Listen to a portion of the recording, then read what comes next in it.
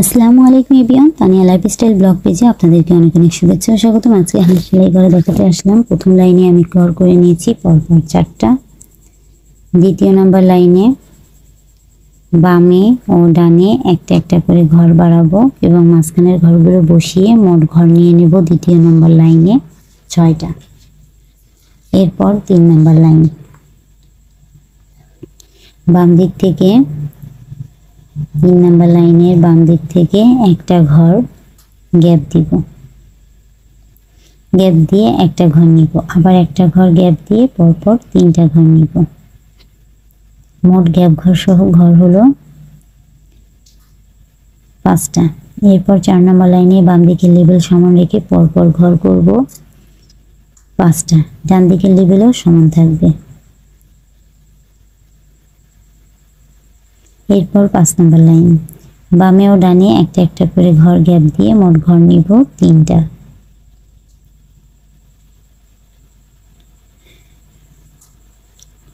এরপর 6 নম্বর লাইন, 6 নম্বর লাইনের বাম দিক থেকে একটা ঘর বাড়িয়ে পরপর ঘর করব 7টা। 8 নম্বর ঘর গ্যাপ দিয়ে আবারও ঘর করব 2টা। মোট ঘর হলো 6 নম্বর লাইনে 10টা। এরপর 5 নম্বর লাইনের ঠিক মাথায় লেবেল সমান রেখে একটা ঘর করব লেজের জন্য।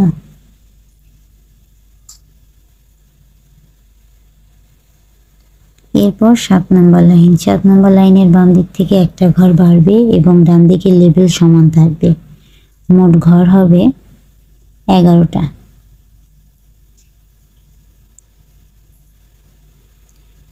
এরপর 8 নম্বর লাইন, 8 নম্বর লাইনের বাম দিক থেকে একটা ঘর বাড়বে এবং ডান দিক থেকে একটা ঘর কমবে।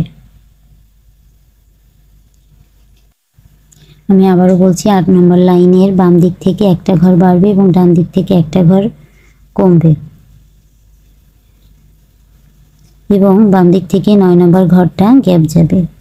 মোট ঘর হবে 8 নম্বর লাইনে 11টা। এরপর 9 নম্বর লাইন, বাম দিকের লেবেল সমান রেখে পরপর 3টা ঘর হবে। 4 নম্বর ঘর গ্যাপ দিয়ে আবার 3টা ঘর হবে, আবার একটা ঘর গ্যাপ দিয়ে পরপর 3টা ঘর হবে। 9 নম্বর লাইনে ঘর হবে গ্যাপ ঘর সহ মোট 11টা।